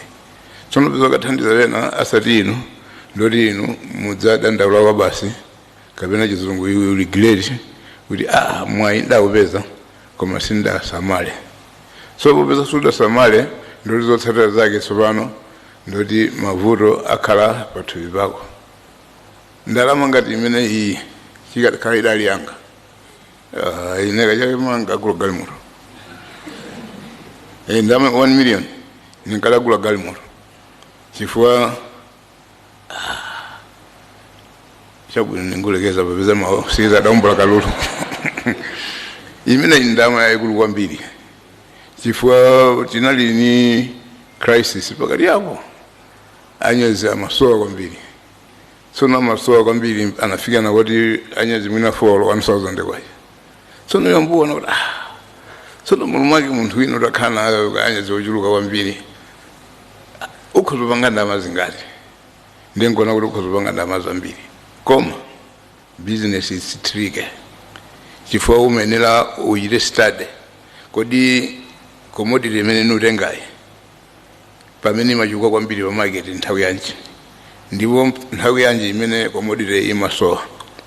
Ndiye pano ngati ufuna upanga ndalama zakozo ndoti tsopano uyenera uwona nthawi yonena kuti nthawi inoyi nikhoza kugwirizana ni nthawi ija pamene zinthu izi zimasowa pa market. Koma ukangolowamo wina dati sizidziwika davina kulowano umakapezeka kuti ndalama ichosa diapo koma ukapeza kuti tsopano yatha. Tsono upeza yatha ndoti tsopano chimene chathesa nchani dera lilonse limakhala ndi mtundu wake wa business umene mayira bwino. Business imene mayira bwino kwa mzuzu sinudziwa kumulilongo muno kuti ikhozochita bwino. Imene mayira ku Blantyre sinidziwa kuti mulilongo muno ikhozochita bwino. Kotero kuti choyambirira chimambo uwerenga malo amene ife takhala ni business ya mtundu wanji imene ikuzogwirizana ni dera limenelo ndipo nthawi yanji imene inafunika business yoti yambe kuti idzagwirizane nizochitikazo. Koma ukangochitapo mopupuluma kotsiriza kwake ndithu palibe chabwino chimene ukhozoona.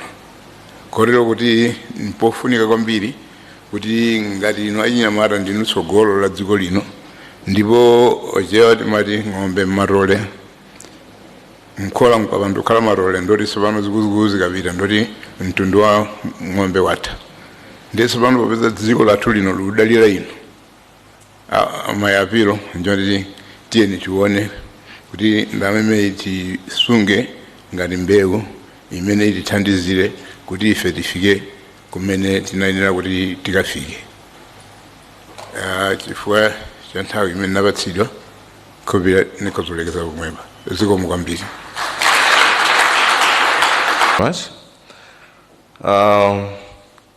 Let me start with salutations. Dr. Tom Mpinganjira and Madam Dr. Triephornia Mpinganjira. We had the Minister of Tourism, Honorable Vera Kantukule. Let me recognize the board chairperson of the National Youth Council. It is the organization that is available and works for implementation of youth programs in the country. Mr. Duncan Chiani. Maybe you may not know him. Could you just stand up so that the youth can see you? That's Mr. Duncan Chiani.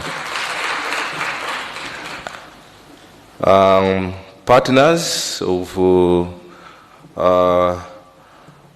Dr. Triephornia Mpinganjira called Credible Investments, we recognize you. Of course, Dr. Napoleon Zombe of Ntalimanja Holdings, Mr. Wapona Kita of Kita and Company, Mr. Mayamiko Koloma of Imosis. Earlier on, we had the Honorable Steve Baba Malondera. He's the chairperson of the Parliamentary Youth Caucus in the National Assembly. Our distinguished winners and the young persons in front of us, members of the media, ladies and gentlemen.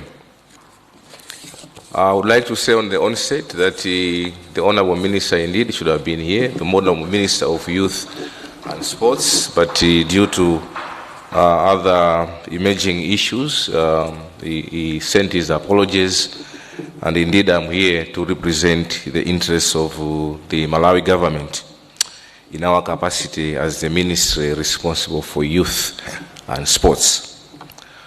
Ladies and gentlemen, it is a great honor to stand before you this afternoon now to witness the handover of 30 million Malawi kwacha to over 30 youth whose business ideas passed the set criteria for the award of 1 million Malawi kwacha business startup capital by Madam Triephornia Mpinganjira through very important words, or is it a buzz line? Kuthandiza Omwe, Alibe, Kuthekera, Kupita, Patsogolo.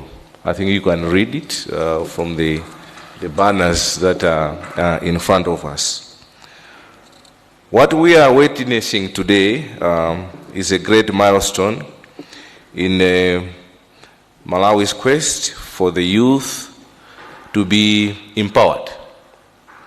The National Youth Policy actually mentions on the need for the youth in this country to contribute to the country's development through, amongst others, skills development and entrepreneurship.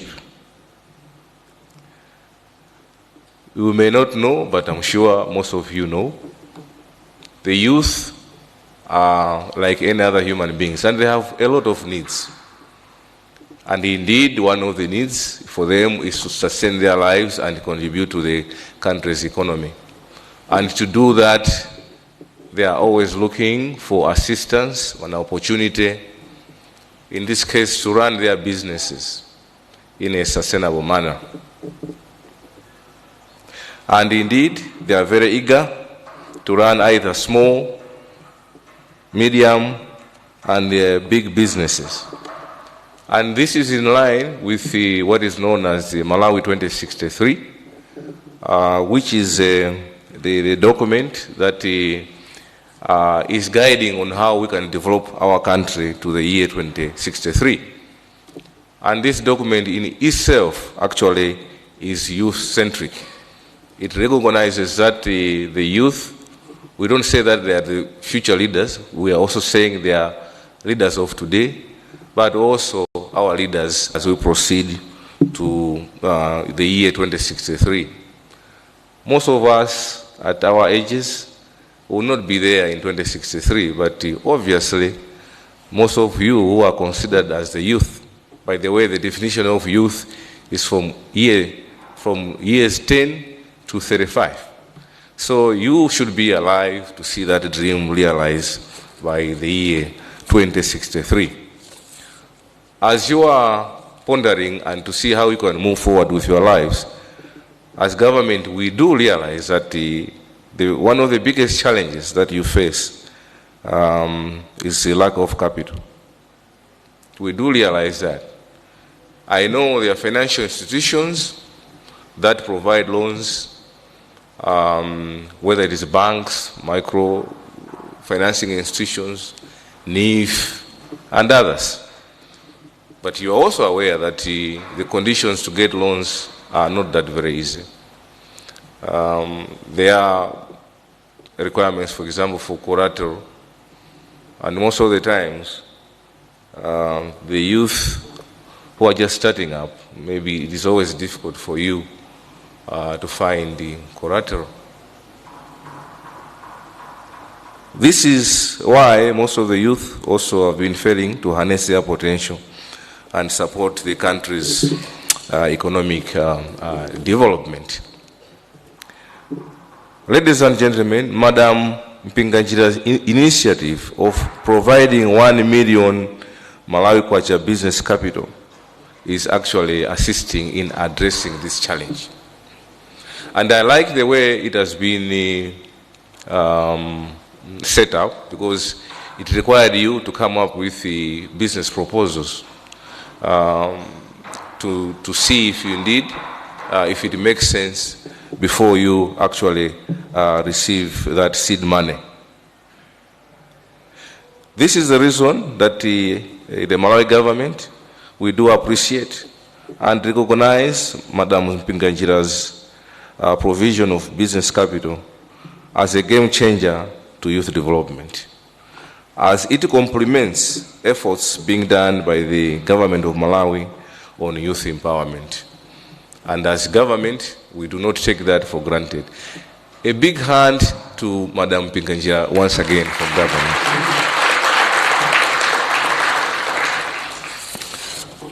Madam Mpinganjira, I must admit that with your initiative, you have taken a road less traveled by many. As I already alluded to, terms and conditions from financial lending institutions can be a headache to young people. Your trust and passion in the capabilities of the youth of Malawi is highly commendable. As government, we wish we had more individuals like yourself that places that trust that I talked about to our young people. In line with the above, the government of Malawi would like to declare here that it has found a very good partner in the name of Madam Triephornia Mpinganjira. As speakers before me have said, we do hope that this will not be a once-off kind of event or initiative. We are hoping that it should continue, it can continue, and we as government, we are ready to work with you on how we can make this initiative even better. We need to collaborate. There are also other initiatives out there that we can collaborate to make this initiative even more sustainable.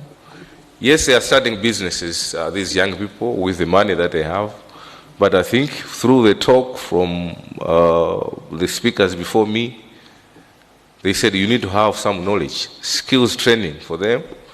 There are programs that are running through NICOM, through the ministry, where we can collaborate to train the young people so that they can run their businesses in a much better way to make them more sustainable. Business management skills. You may provide the finances. Yes, they have come up with proposals, but perhaps also there is need to sharpen their business management skills. I think the motivators here, they spoke about that.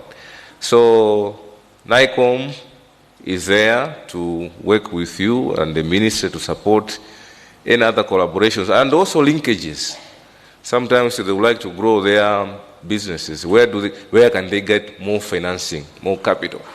So there is need to collaborate amongst ourselves as major players, indeed to grow the business ideas that our young people, and indeed to reach to the levels of our mentors like Dr. Napoleon Zombe. Kita there, my friend, is a successful lawyer and also businessman. And of course from my colleagues from Blantyre. This is where they would like to reach up to. So we need to collaborate to see how we can push them to get to maybe to get to those levels at some point in time of their lives. Ladies and gentlemen, to the Business Capital Awardees, allow me also to say congratulations. For sure, as we heard, there were so many applicants. And I'm also pleased that the beneficiaries are drawn from across the country. This is not always the case. Most of them, usually you do limit yourself, whether it is a project or an NGO, they limit themselves to a particular area, but this one is unique. The applicants and the awardees, they are drawn from across the whole country, from Nsanje to up to the north and the east and west. That is very commendable. But also I've realized that the business ideas are varied. From setting up a collar to buy goats, to liquor shop, and many others. So indeed, that is something that we also do applaud. Let me also say that this achievement, you being awarded 1 million Malawi kwacha, should not distract you from achieving what you had planned, as you articulated in your business proposals that you submitted. Just like the speakers before me, I would like to request you to stick to your proposal, make improvements as you go, because you can't just stick. If things are not working, you need to adjust and so that you are on track. For young people, there are temptations, it has been said as well, to use the money for other unintended purposes. You think, oh, this is the time to buy a smartphone. I hope you cannot do that. To buy a new dress or to buy whatever that the young people like. Remember, Ntima Sukuta, you need to, one area is discipline. I know that if you have to run a business successfully, there must be some discipline. So discipline is very, very important. Otherwise, you divert and do things that were not actually planned. And it has been said, we are also interested to see how your path will go, and indeed to document how you are going to move forward, so that we can celebrate at some point in time in the future. So do not disappoint the financial, as it is often said many times, financial lending institutions and even the people that can provide money, they are always complaining that most of the times the young people, when they get money, they can't sustain their businesses. It is my hope that this will not happen. At this juncture, as I'm finishing, ladies and gentlemen, allow me to call upon other people or other successful business people that have some resources to take a leaf from this initiative, from Madam Triephornia Mpinganjira, and assist the government of Malawi to come up with the other similar initiatives. We are all aware that the youth constitute over 50% of Malawi's population. Actually, there are many, and their needs are growing. So if there are any other people of goodwill to come up with such kind of projects, the government of Malawi would be very appreciative. It would be very appreciative indeed. We have a population of 20 million people, and the needs are so many. Before I just conclude, let me also take this opportunity to alert and warn young people. We have realized that on the internet there are so many adverts calling for or announcing that there are grants for the youth, and that the youth should actually apply. But there's need to check with the authorities, the ministry, to authenticate such type of offers.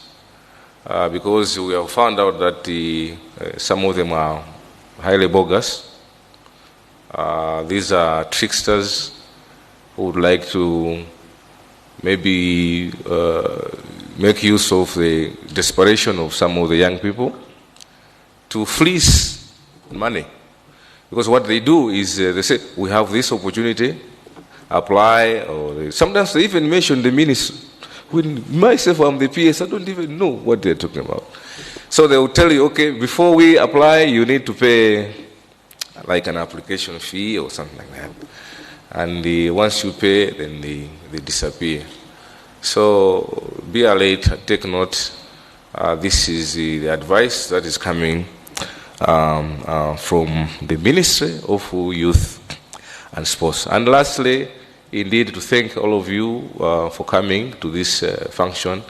And as I already thanked Madam Triephornia Mpinganjira, and of course, our own business guru, Mr. Tom Mpinganjira, is like my uncle. He knows me quite well.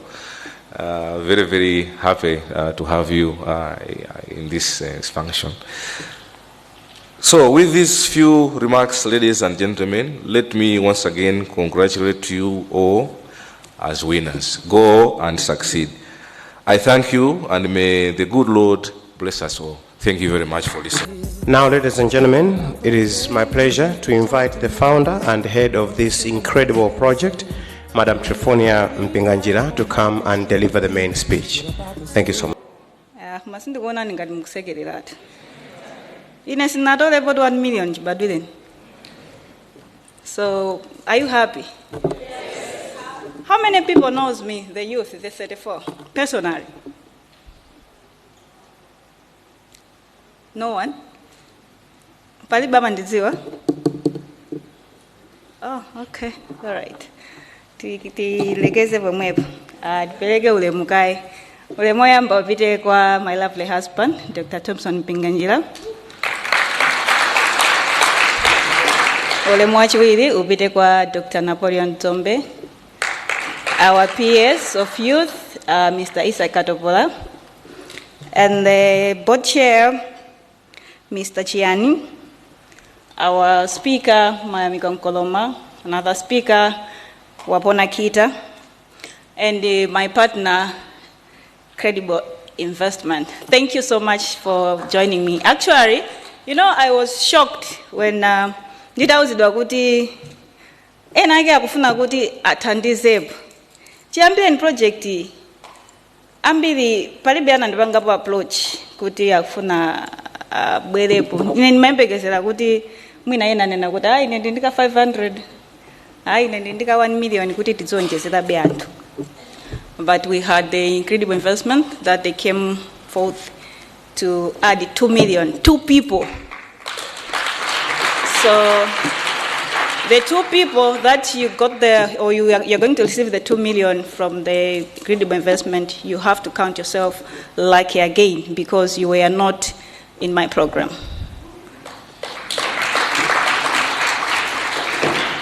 Zambiri zayankhulidwa kale, ineyo ndingo nena ziwiri zitatu chifukwa chokuti I'm so happy kuti titalandira ma applications thousands of thousands. We managed to get some people that today you are here, you are smiling, and you'll be able to go home with 1 million kwacha. Komano 1 million kwacha ndiya chani. Ma speakers ose amene ayankhula pano anena kuti 1 million ukhoza kuyilandira lero. Koma if you are too excited or ma plan aja mnangolemba mnatinamiza, that money mukapezeka kuti mukuyigwitsira ntchito zinthu zina zimene zisali zothandiza moyo wanu. Aphanga dziko la Malawi ndilovutika. If simuzithandiza nokha palibe angabwere. Ndeko amene mwapeza mwayi wopatsidwa seed money. You know the color is green here. Green represents something that is grow because you simunayambire panokha mwapeza chinthu chokuti chili kale green tadzala kale. You just have mukatsirire mukachotse maudzu kuti mbewu imene mwanyamula lero plant iyi ikakule mawa muzathe kutenga ma plants ena ang'ono kwagayiranso anthu ena. Ndifuna ndiyankhuleko za social media. Where did you get this? How did you know? Munadziwa bwanji kuti kuli application kati kupanga za 1 million? Sitinayike mu news, sitinalengeze pa radio. Social media. That social media, let me tell you, it's taking people down, especially us, the youth. It can lead you into drugs. It can also improve your life. You have to choose what to follow every day when you wake up. What you lead every day, zima kuthandiza muntu kuti moyo wako ukupita kuti. If you love scandal on social media, the day ends 11 o'clock usiku kupita ukagona, but you haven't gotten anything profitable yourself. Not people. You can laugh with your friends and all that. Koma nkhani ndiyo kuti tosefe timabwerera ku nyumba umakhala wekha kuchipinda.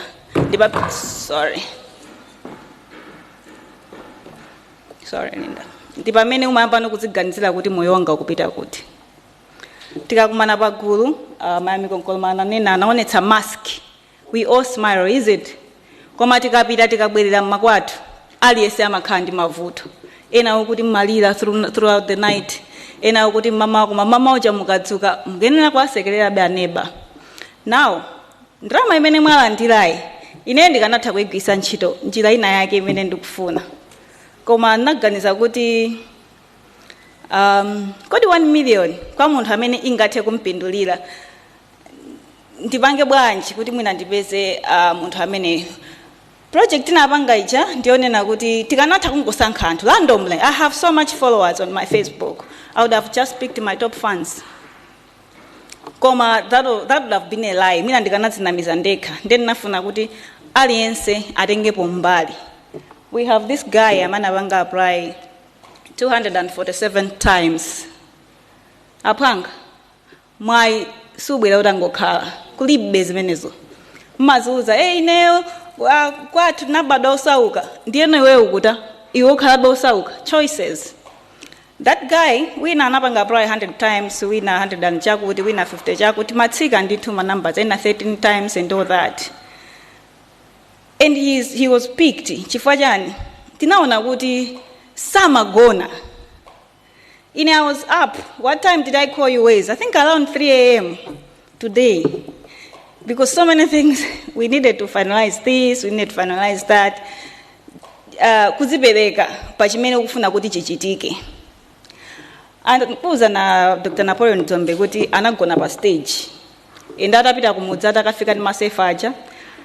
Anagwira ntchito day and night. Kuzipanga introduce what he's selling, trying to convince people, trying to convince customers.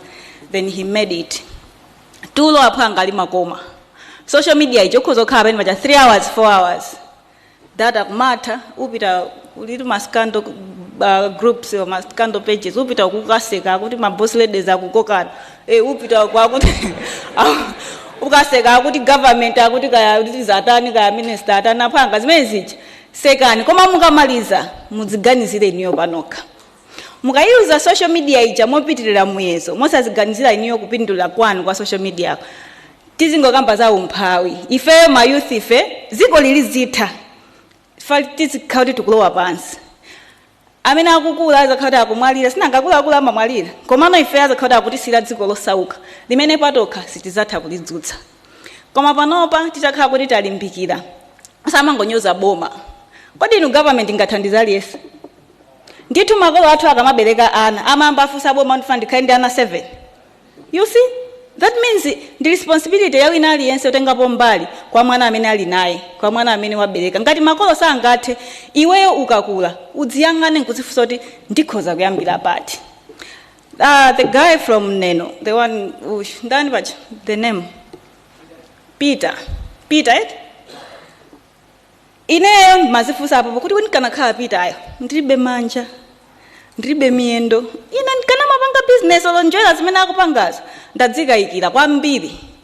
Bweza nomayima munsewu kupempha kuyimitsa pagali motachi. For ndilibe manja, I can't do anything. Ndilibe miyendo. Mwamuna kunyamula njwera, akuumba njwera. Chifukwa chani? Payekha akufuna kuti apushe moyo wake, asunthe moyo wake. Ife ya Chinyamata tili ndi language ina yake kuti timayankhula, timadandaula ndiye timanyoza kwambiri. Komano ukakafika pawekha uzifunse, uyang'ana pagawasi paja nkuzifunsa kuti ndikupita kuti. Kodi ine ndimafuna ndizathere pati. Basi that's it. And ukanena kuti ineyo ndikufuna ndikhale ichi ndi chimene chimachitika. I will not tell you much about my background, but I'll just say ukafuna ntima kuti uyambe business umayamba business ndipo imayendadi chifukwa chakuti mtima wako ukufuna kuti uyambe business and ukufuna kuti upindule. I started my business, that was nepali wina amene sagira ntchito ali ndi nthawi amene my dear zuja amapita ku office every day.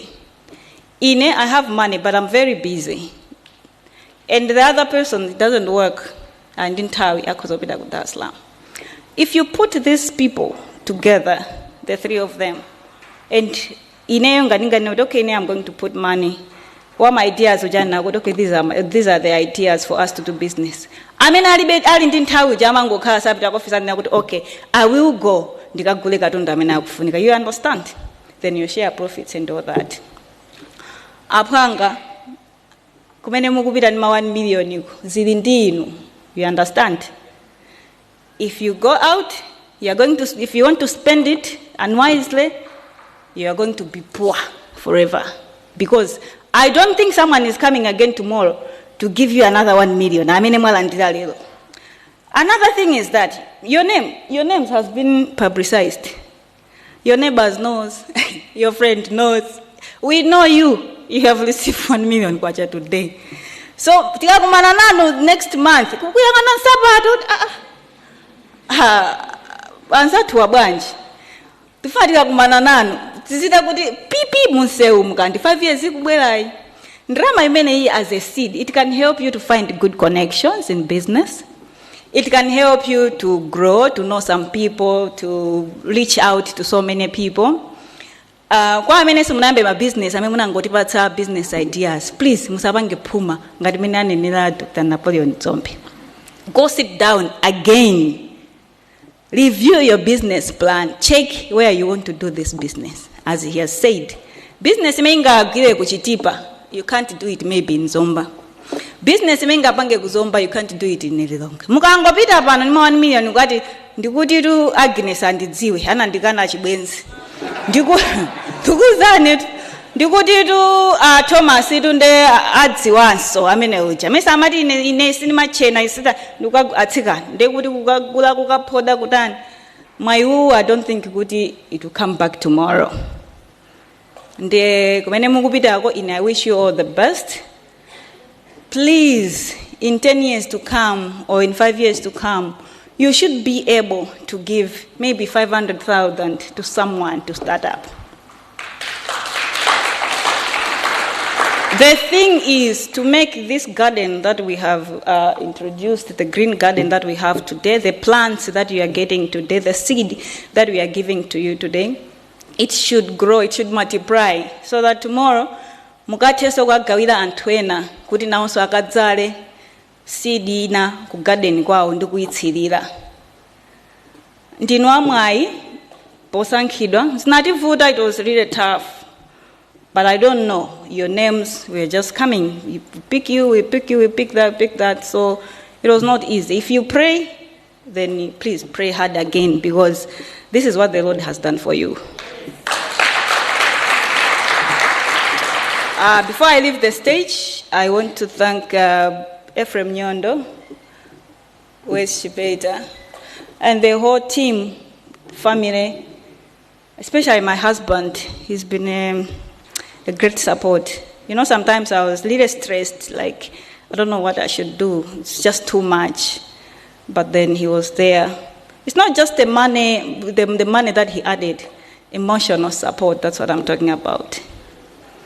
The family, Honorable Tony Galante, the wife, the diplomats team, Mr. Mtaliga, the GM, Mrs. Shitseko, Bishop Nobet, and who else can I recognize? Dr. Kadewa, and everyone who was there and is here and is going to be there. One thing I want to say about the youth. When I approached Ephraim Nyondo, you know, Ephraim Nyondo, the name is very familiar, is it? He was with Mamona and the big down. Then he went low, is it? Then I approached him. He said, oh, I'm available. He said, oh, I have this project. I want you to help me to run here and there. When they started, some people, when they started seeing his pictures, I want to say this publicly, people approached me, media people, his friends, telling me how bad he is, how bad he has brought down the other boss that he had. I told you, is it? I told him, I said, your friends are saying this. This is how bad us Malawians we are. When we see someone doing better, it's that if itakunchito kuti kamutetsera ntchito tikakamba za background yake tikakamba chiti chonse choyipa chimene tikudziwa cha munthu amene kuti anchose ntchito tizivutikira limodzi. Ndiye ndikukuuzani kuti tikamapanga zimene zijazo in secret, in heaven it's recorded. Then it comes back to you. If it's not you, your children. So let's be careful. Tikamafunira nanzathu zoyipa. Chifukwa tonsefe, we are all trying, waking up. Sometimes you seriously feel like sindingathe lero ndinofoka ku business ndingapite nungopanga ma losses nungotani. So many times that we can give up. But when we look back where we are coming from, we say, oh no, look how far I've come from. I'll still go today. So don't give up in everything. If you want a break. If you want to cry, cry until you finish. Then wipe your tears, bath, put on your clothes, smile, go out and continue your businesses. You understand? So to other thousands of people that you did not make it, we still have those business ideas. We'll keep them, and if God permits, we will go through them again and maybe try to pick some in some months to come or next year or what. We'll ask God to guide us. So have a lovely day, and I wish you all the best. Thank you. Greatest support has been her husband. Don't be Mpinganjira. Thank you so very much, Dr. Tom Mpinganjira, for your support. It has been felt here clearly. Aside from the 18 that we're looking at, now we have 34 altogether with 1 million kwacha. Tukufuna kuti mutiwerutse munatilandira titafika koma pano tufuna so kuti muti ena kwa atira inu Mulungu akudalitseni. Ata kuimbirani munayankha bwinobwino, munapanga zonse ena ati amalata. Afuna kundibera. I can't blame them. Mina nanenera apiesa kuti anthu akuba kunja kuno. Komano chimene ndinganenepo nchonera kuti Amalawi khanda akulu, khanda nyamata, phunzirani ulemu wa pa phone. Muphunzire. For some of them, it has cost them 1 million kwacha. Chifukwa chopanga mwano pa phone, kayankhidwe ka pa phone. Ena, monga munthu angangokubera basi kukufa kodi ine zina ndirakuti ine ndirakuti kumulalatira nthawi yomweyo. Kuba amaba choncho. Ali ndi njira zake mena mabera mpaka na nthawi maberedo. Ndiye ndifuna ndinene kuti bwana akujeni akunaiko muyikepo pa agenda pano ndithu kuti mayuthi muzaphunzitsa. Koma si mayuthi okha ndakuluakulu kuti foni izipasidwa tizipereka ulemu pa foni. Ndikuwuzani palena akulira pano pamene aonera pa Zodiac chifukwa choti ataitanidwa anayankhula za chipongwe. Ndiye basi anangopita to the next one on the list. Ndithokoze nthawi ino ndiyothokoza. Ndithokoze pano ndisintha kathokozedwe. Ndiyamba nda PS, ndiyamba ndi akuboma. Ndikuthokozeni kwambiri chifukwa cha kubwera kwanu. Koma apart from everything else, kukhala pano full time. Anthu amene wanda anthu a busy full time kuyambira kumene tayambira kuja mpaka na pano. In your personal capacity ndikuthokozani. Komanso as a government representative ndithokozeso boma. Mukatithokozeraso kwa nduna amene tinene wakhala nawo koma alephera kubwera. Ndithokoze board chair NICOM pepani kuyambirira kuja kuti zinachuluka koma it's never too late. Ndikuthokozeni mwabwera mwakhala nafe mpaka nakumaliza. Ndi zijana nena minister PS zija sana nkule padera ndiye kuti ndikukhulupirira kuti Madam Triephornia ayankhula ndi anthu awo amene amagwira mwaona akubwera kuzagogoda because collaboration ndiyofunika. Business skills, even we don't have the ability to give business skills. Koma mulindi ma bodies osiyana you manage that offer you have made is going to be taken up immediately through the ministry but also through NICOM. Mugaona tukugogoda tilandireni. Ndithokoze mami konkoloma Mr. Timangotchulana nangasi tisamachite kukalambisana olokupasana maulemu osafunikira. Ndisanafika kumeneko, let me thank Credible Investments. You know, it's not about the amount of money. It's not about how much. It's about the intention, the intent. It's about the goodwill. It's about the love of giving, philanthropy. May God bless your business for what you have done. My amigo, I haven't forgotten. Actually, my wife is surprised to learn. I may have mentioned it, but yes, my amigo and my Amadi anali mesho, my mesho at University Dantuba. Alamba limoza ntamino. And the business yao inalia water board, plant ya water board. Anapeza order. Anakachita pichu kumine ujandupeza order kuplant ya water board. Analibe ndrama. So kwa nini? Ndana bwera. Sindichua this nice. Koma sinaiza zambiri in time mine. Koma hii taona kundilande. Kena kwa na office temezi makalira. Thank you very much. Words of wisdom. Ndipo ndinene chonchi. Muli akulu munomo. Now ndi ma MP mwana ngalande ali hapo. Ines ndaphunziratu. Of course ndapumako zina ndizina ma business koma ndaphunzira. Kumva zimene anena malamiko, kumva zimene anena wapona. And I think everybody here has benefited. But not only that, thanks to Zodiac for making this live, because amala ambira atani aphunzira taphunzira university maziziwa. Thanks to Triephornia for availing this opportunity the whole nation has had. Thanks mamigo.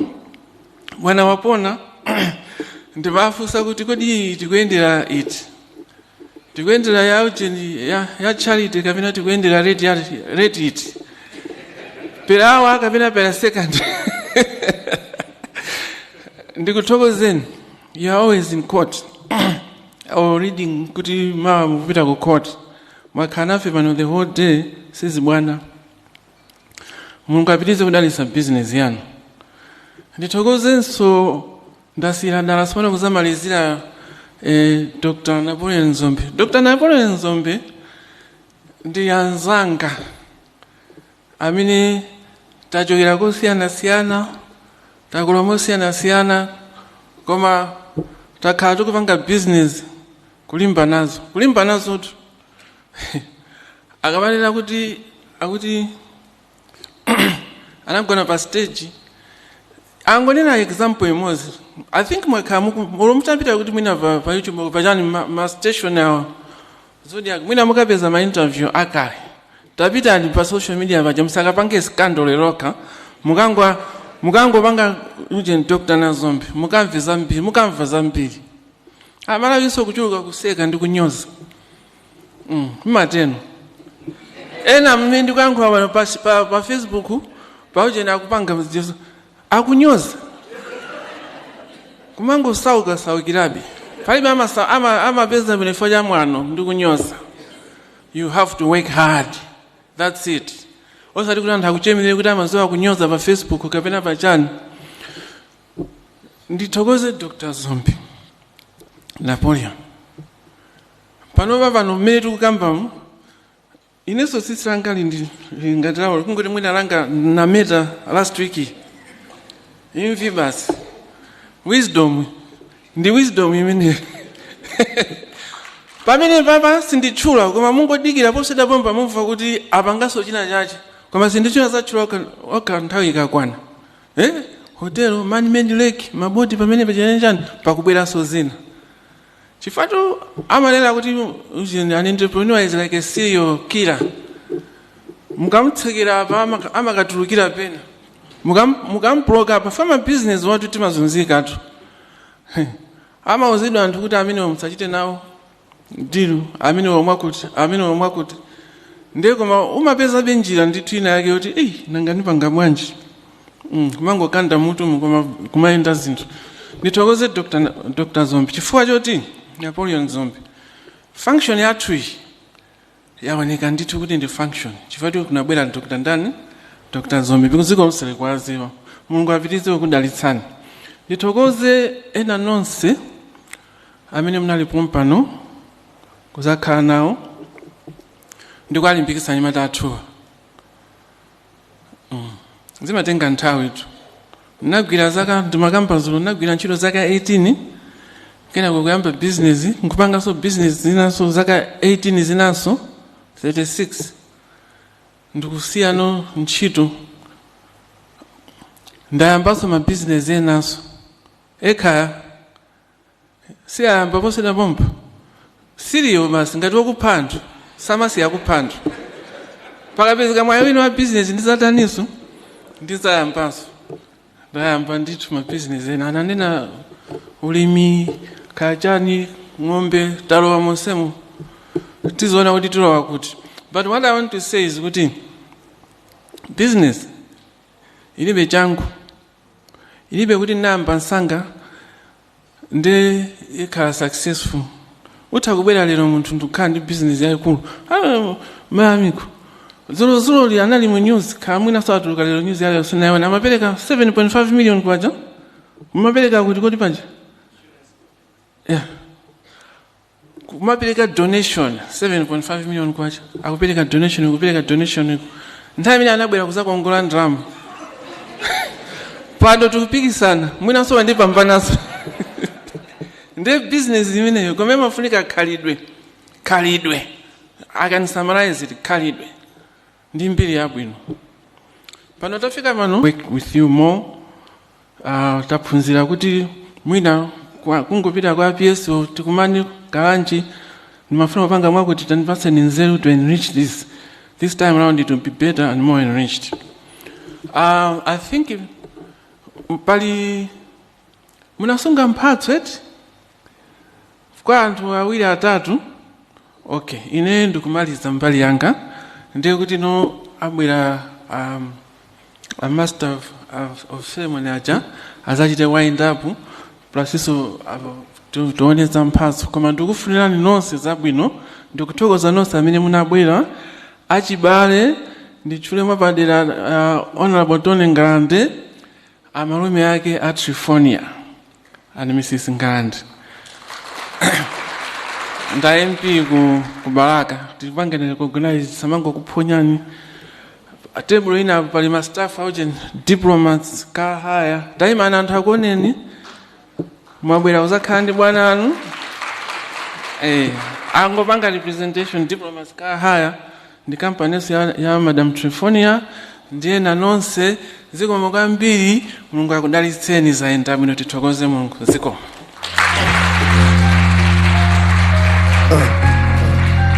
Hit him with a little ghetto gospel.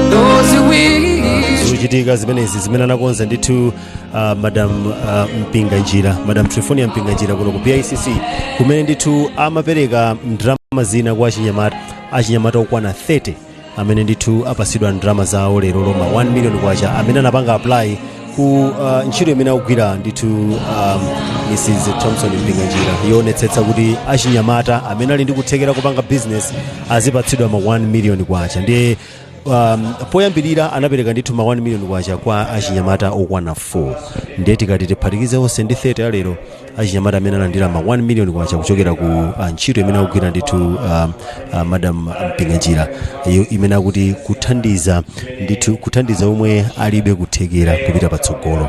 Ndiye tikumaliza motero tamva ndithu zimene zalankhulidwa panabwera akuluakulu osiyana business komanso aboma ndi ena ambiri amene abwera kuno kuti ayankhulepo kuwalimbikitsa achinyamatawa kuti chiyambi cha business chimayamba chonchi. Ndiye kuchokera kuno ku BICC malo mwa technical director athu David Chapita komanso ndithu IT technician amene anali kuno ndithu Kuma Rogers komanso technical director wakuno ndithu amene chakunyambo amene amaonetsetsa kuti mukuonera bwinobwino pa television ipo komanso makamera tinayi ndi Samgwira Mwendo komanso Flora Mairos. Ndi kuchokera kuno ku BICC ine dzina langa ndine Robert Kaluwa ndikufunirani tsiku lopambana komanso pitizani kuonera ma program.